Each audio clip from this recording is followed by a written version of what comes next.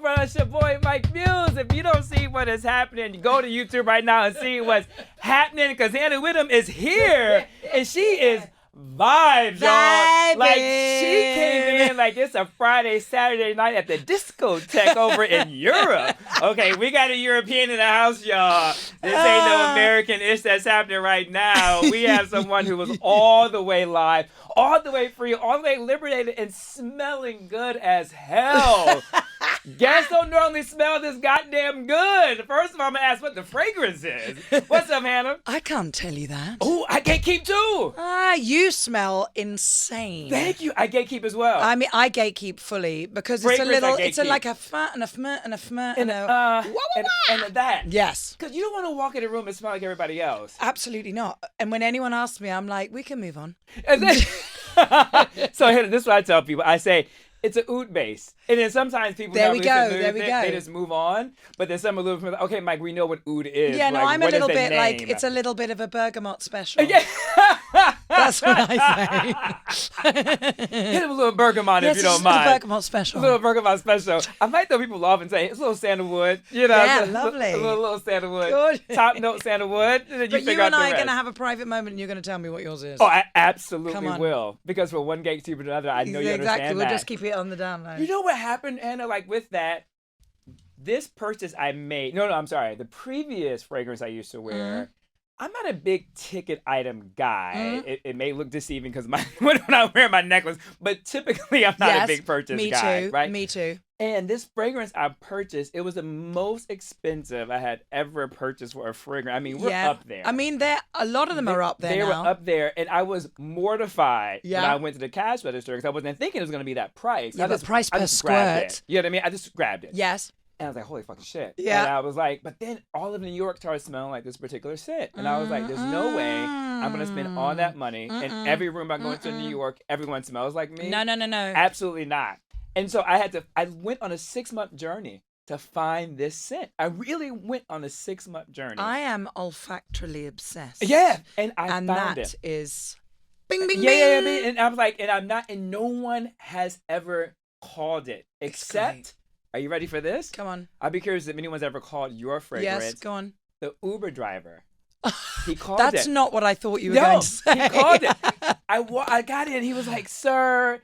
And I'm going to go to the most, and everyone just said something about the scent. And I was like, okay, yeah. And he was like, no, you're wearing such and such by such and such. I was like, Really? it was amazing. What is it about you and your fragrance journey? I don't know. I'm the same as you. Yeah. Can't be smelling like anyone else. Yeah. Yeah. I feel it's a part of me. Yeah. There's just Good so many identity. generic scents. By the way, can I just say, coming into your studio right now, when I'm quite heavily mangled from the night before, it's just made everything okay. Good, I'm glad. I mean, it is a vibe in here. That's a go. I might just have to sit in the corner Please. all day, and you your can feet go, up. oh, that's just Hannah. She's fine. Yeah, she's fine. She's Retreat just vibing. over here whenever you're Yeah, ready. Safe spaces good. over here. I've got my electrolytes. You smell insane. Yeah. And we're vibing to the music. We're literally What's not vibing. like- And I just want to say, I have always loved watching you. You have a presence when you come onto the screen. It is extremely striking in a way you force people to look at you. Oh. Right? In a way you just own your characters. And I'm really obsessed with people who own their agency in real life. I feel like you own your characters. Thank you. I think that comes from theatre. Yeah. Yeah, I really think it comes from theatre because there's a lot of people on stage and there's a lot of people in the auditorium. And you have to find a way to have your character be so true to you that people can't help but engage. You know, you have to, like a Death Eater, you have to suck them in. Yeah. So I think that's why it translates onto screen, because there is a level of a gentle demand that people pay attention.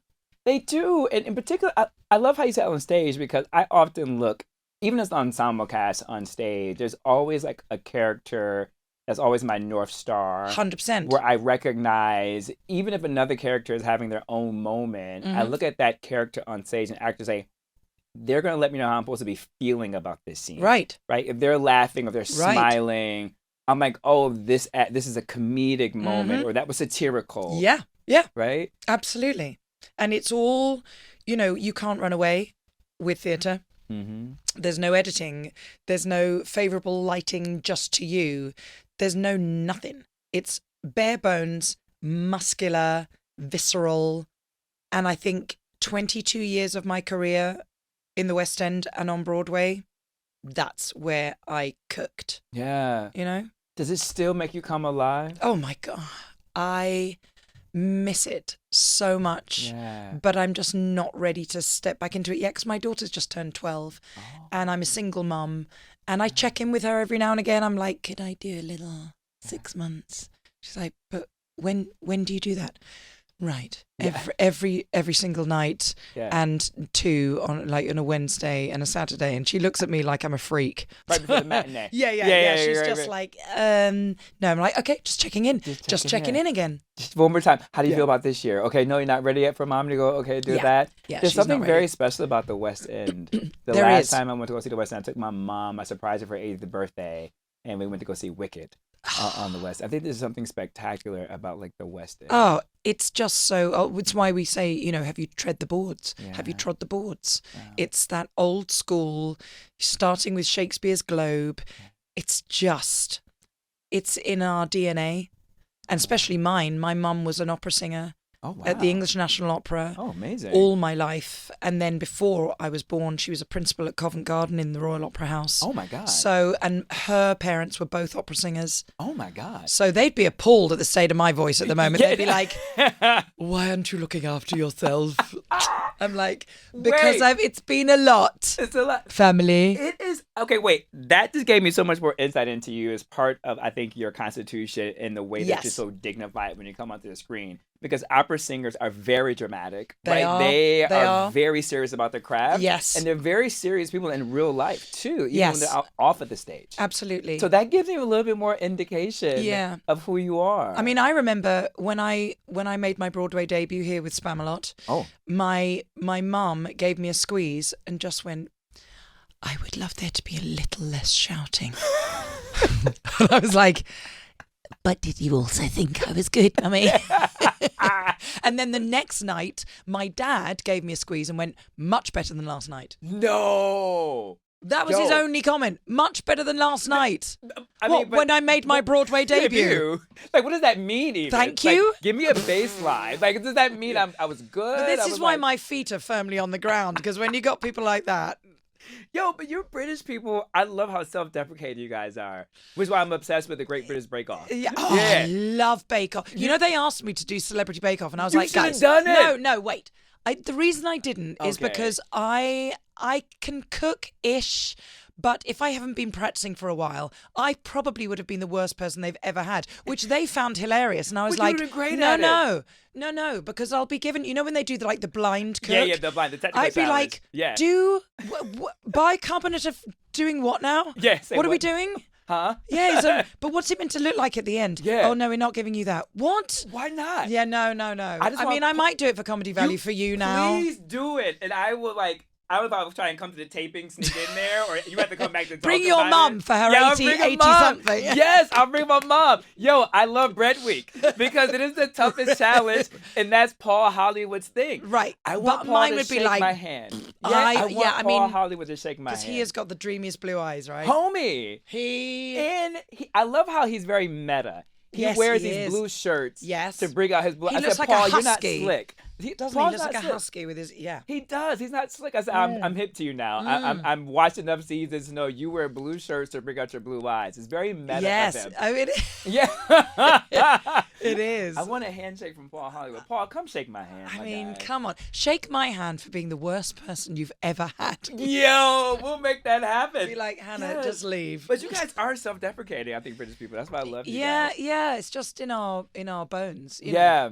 I said that to Brett. We were standing on the red carpet last night, and our glorious Brett Goldstein, who plays Yeah. Roy Kent, I was just like, "Do you ever stop? Now you're wandering around the streets of New York with Alexandra Daddario, and before that you were with J Lo." I was like, and he was like, "Well, you've got to keep working, haven't you, Han?" I was like, What do you mean? You're massive. Yeah, he's huge. I had the funniest story with him. I randomly ended up taking him home with my best friend's driver. We dropped him off. We went Understandable. to this. We don't. Not like that, Anna. Not like that, Anna. Not like that, y'all. Hannah's trouble. Yeah. Theater. And we only have coffee. Theater is. We I got haven't water. we haven't had any Cheers. tequila yet. I mean, come on. But my best friend is a big Hollywood big shot. I'm not gonna call you out, Ardot. And he was hosting his big Oscar party. And we're part of the same agency. And so him and Brett are homies. Yeah. And so we ended up dropping him off. I was like, wait, I can't believe I'm with this guy. Like, this is the... But okay. isn't he low-key? Text us when you get in. Make sure you're okay. Yeah. So we watch you go into your door. But I think that's why Ted Lasso works so well, because so many of us were, and none of them would mind me saying it, jobbing actors. Yeah. And we all still see ourselves like that. We may be a bit more elevated and you may be a little bit more sick of the sight of our faces, but we are all jobbing actors. Yeah. And you guys are all just stunning when you come onto the screen. Oh, thank you. In your own unique way. I think that's what makes Ted Lasso so that's interesting. really, really well-drawn characters, and our writers' room are utter gangsters. They are, but also too, the actors look like the characters would be if you bumped into them in the streets. I do think that's because we weren't a load of famouses. Mm-hmm. Jason and Juno were more established than any of us. Yeah. And so you learn to love all the characters on face value. Yeah. How do you guys stay so... You mentioned the writer.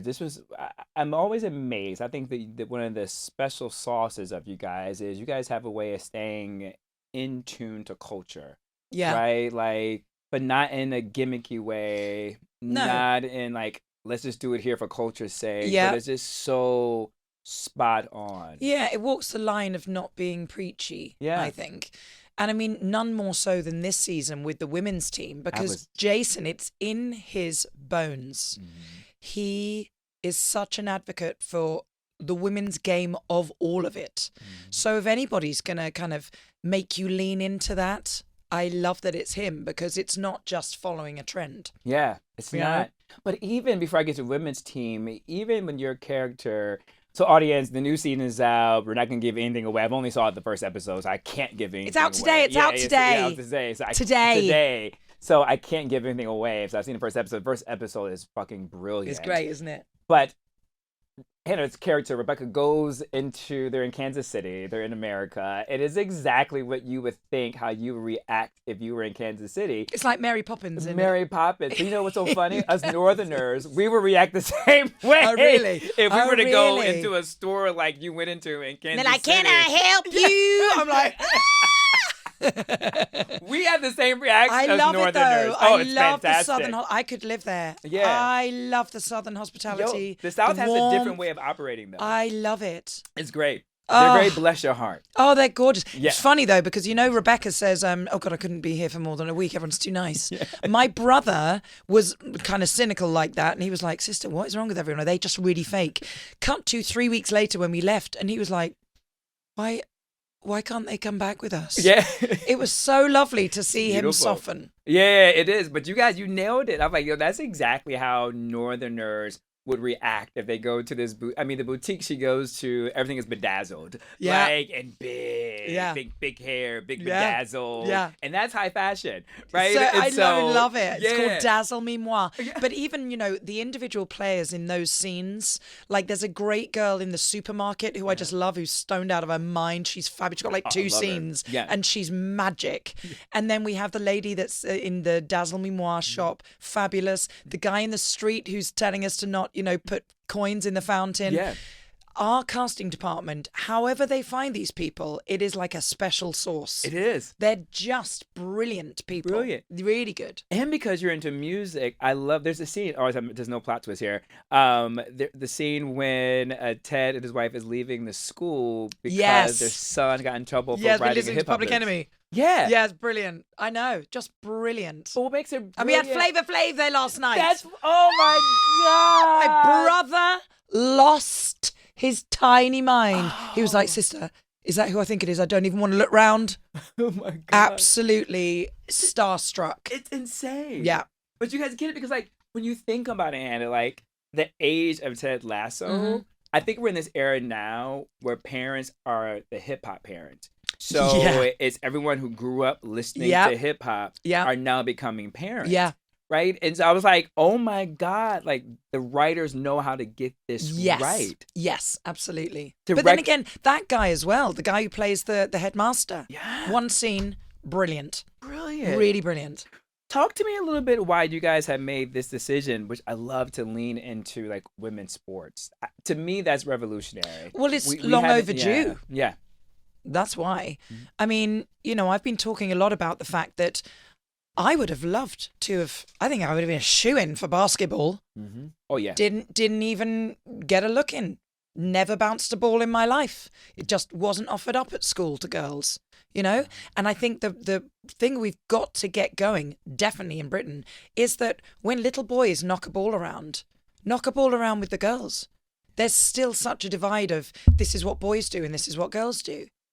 So it has to start with the little boys. Yeah. The little boys and their dads. Because the girls and the mums are in it and wanting to. Like, I'm mates with some of the England female footballers, and what they had to go through to even be taken seriously way back when in the 80s and the 90s, that's where it's got to start. Yeah. And we've got to fill the stadiums of like, we don't have as much of a college scene. You guys have an amazing, what do you call it? Little League. Little League, yeah. I was watching it last night. Girls Little League. Yeah. And they are just like... Yeah. They're aggressive too. They're great. Yeah. There was one bowler girl, somebody's called Pitcher. That's the one, Pitcher. I was like, how do I translate that? At home, it's rounders. Okay, we play rounders. Okay, so it would be a bowler. Okay, no. But this girl was just like with her thing on. She was like, eyes on the prize. Yeah, they're very focused. Oh my God. Our women's soccer team is better than our men's national soccer team. Right, like, same with us. They're badass. Our England team, our women have won everything. Yeah. And the thing about it too, Hannah, our women weren't getting the same pay scale as the men's soccer team, and they actually were winning more, had more championships. What's up with that? The men, they fought so hard and they finally were able to get pay equity involved. But the idea of how much you had to fight for that, I want to get your thoughts on this. The reason I brought this up, my friend Dominique Maruso, speaking of Broadway, she's a 2-time Tony nominee playwright. We went to college together. I think you guys say university. So we went to university together. Yep. And she told me this decades ago, now times have changed because of the information era, so generations is no longer 10 years, but it looks a little different. Yep. She said, Mike, in my media studies class, we discussed that you would know what society is ready for 10 years down the road based upon what is currently on television. And that's always stuck with me. And when I was looking at Ted Lasso yesterday, I said, I don't know of a major TV show, like on a major platform, that's a major show that is going to have a full season, what I believe to be a full season focused on women's sports. No. Talk to me about what my friend Dominique Maruso said compared to what you guys are doing, and do you think that will help move thoughts and shattering social normatives? I really hope it will. I think our first 3 seasons, the very essence of it, no roasting. I think we were long overdue to I'm just not a fan of a comedy roast at all. I don't like the negativity, even though people go, they find it hilarious. It doesn't sit well with me. So I think that's what, being inclusive of all people from all walks of life, that's where we went in the first 3. Positivity. The fact that, like you say, it's a whole season dedicated to that, and hopefully, I don't know, but hopefully beyond as well. Yeah. I do feel like we're kind of, our writers' room are leading the way for something that should have actually happened 10 years ago, shouldn't it? They should have. My colleague, I always give her credit, her and her husband credit. Their daughter came into work one day, and she was wearing a basketball uniform, and she had to be maybe 12 years old. And I said, you have a game tonight? She said, no, I'm going to practice. I said, oh, great. And I literally, Hannah, asked her what was her favorite basketball team currently right now. And the most beautiful thing she said was she named 3 WNBA teams. She didn't name one NBA team at all. And that has struck me. I was like, for the first time in a generation of young girls they can point to an all women's professional national team. Because back in the day, they would have to say the Lakers, the Pistons, the Knicks. And just have no choice. No choice. It's like, do you know what I love? She didn't include one. No. And it wasn't. And didn't even think about it. That's the thing, isn't it? That's the thing. It. Yeah. It wasn't performative. Yeah. The thing I love in our show, in episode 2, fractional spoiler, but you'll all get to it, won't you? Yes. I love the fact that it highlights that not only do women have less, not only do women have inferior pay, inferior supplies, inferior everything, there is a level of acceptance that's the problem. When the women go, oh no, we can leave our things in the locker on a Thursday, a Friday, and partway through the day on a Saturday, we share the visitors' locker room, and it's just accepted. Yeah. That's the bit that's got to change. The fact that women are used to just being less than and coping with. Yeah, and accepting less standards. Yeah, and having a resilience to just having to work that little bit harder and having a little bit less. Yeah. Hannah, I never want to make interviews about me, but I am hoping the writers and producers will listen to this. Yes. Because I have a note. I have no idea what's coming down the pipeline. I hope for next season we keep going to women's sports, but I hope there's a scene in there, and I want to get your take on this. Not necessarily about if they choose to write it into Ted Lasso, but the idea that we often too have to start demanding when we go into pubs or when we go to our sports bars here in the United States that they put women's sports on the TVs. Yes. I mean, it should be a given. Shouldn't it? It should be. I went to the Liberty game 2 nights ago. Nice. So and my brother, who's been a big sportsman all his life, rode for Great Britain, was so enamored of the women's game that he's going back with my daughter tonight. That's so special. And that is gorgeous. And he was like, I just love the women's game more. I can't put my finger on why, but I just found it so exhilarating. And we're only here for a matter of a few nights, and they've made a pilgrimage back tonight.